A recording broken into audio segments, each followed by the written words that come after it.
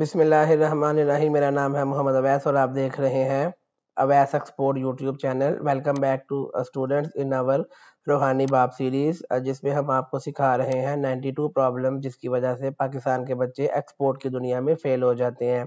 आज का main topic है sample shipping and logistics fears. Problem number 56 जो बच्चों को फेस करनी पड़ती है, नो सैंपल्स टू शो, कि उनके पास किसी भी किस्म का कोई सैंपल नहीं होता क्लाइंट को दिखाने के लिए। क्लाइंट अगर आप बेच रहे हो कि भाई मिसाल के तौर पे आप कहते हो कि मैं ये एक रिमोट कंट्रोल सेल कर रहा हूँ, ठीक है। अगला कहेगा मुझे दिखाओ, तो आपके पास कोई रिमोट होगा ही नहीं दिखाने के लिए, तो कैसे बेचोगे।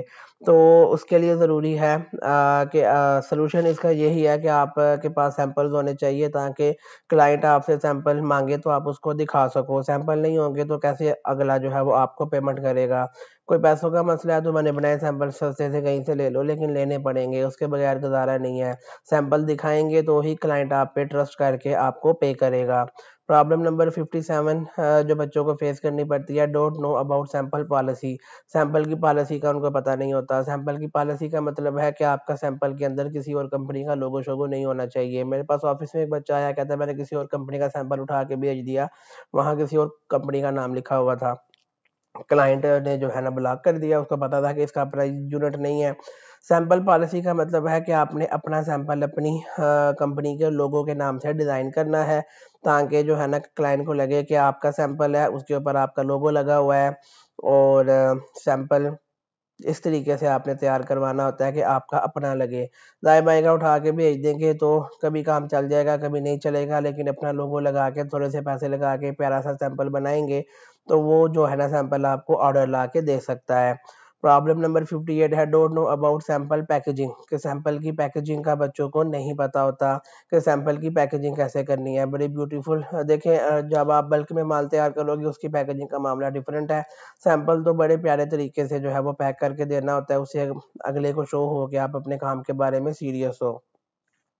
प्रॉब्लम नंबर 59 है, don't know about courier charges. Courier के चार्जेस के बारे में बच्चों को नहीं पता होता कि किस कंट्री में कितने केजी का माल जाएगा तो कितने पैसे लगेंगे। अगर आप तो क्लाइंट को ऐसे ही तुक्के से रेट दे देते हैं, बाद में पता चलता है कोरियर चार्जेस ज़्यादा है, हम लॉस में जा रहे हैं। फिर बंदा कहता है क्लाइंट को कि यार पैसे ज़्यादा दे दो, वो कहता है भैया आप प्रोफेशनल ही नहीं हो। तो क्लाइंट से अप्रोच करने से पहले आपको DHL, FedEx, different different companies के कुरियर चार्जेस के पैसों का पता होना चाहिए, ताकि आपको पता हो कि शिपिंग करने के दौरान कौन कौन सी कॉस्ट मुझे आएगी, ताकि आप उस हिसाब से क्लाइंट को डील कर सको।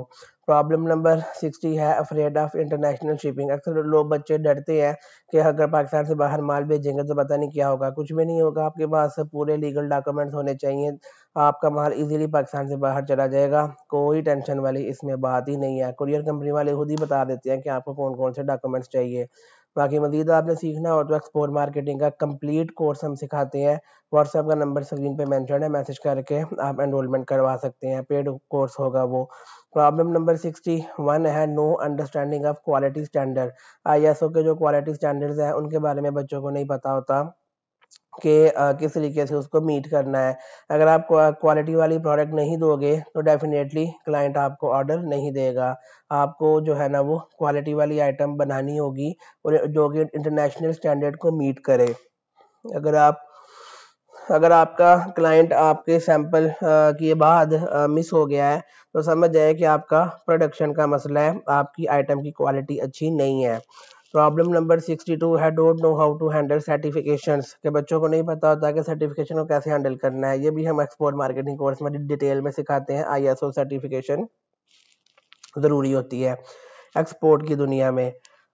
प्रॉब्लम नंबर 63 है, no terms and condition sheet. आपके पास कोई शीट ही नहीं होती टर्म एंड कंडीशन की, जिसकी बेस पे आप जो है वो क्लाइंट को एक अपना वो कर सको कि भाई जो है ना वो मैं इन टर्म्स एंड कंडीशन पे हमने काम करना है। जब आपको term and condition he client को नहीं बताओगे, वो अपनी मर्जियाँ करेगा और आपके लिए नुकसान का बायस होगा।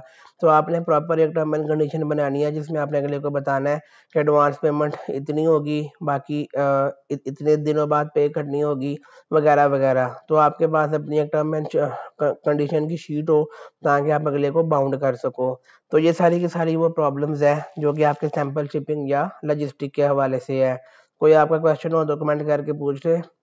मुझे अगली क्लास तक के लिए इजाज़त दी। इंशाल्लाह नेक्स्ट क्लास में मुलाकात होगी। अल्लाह हाफिज़।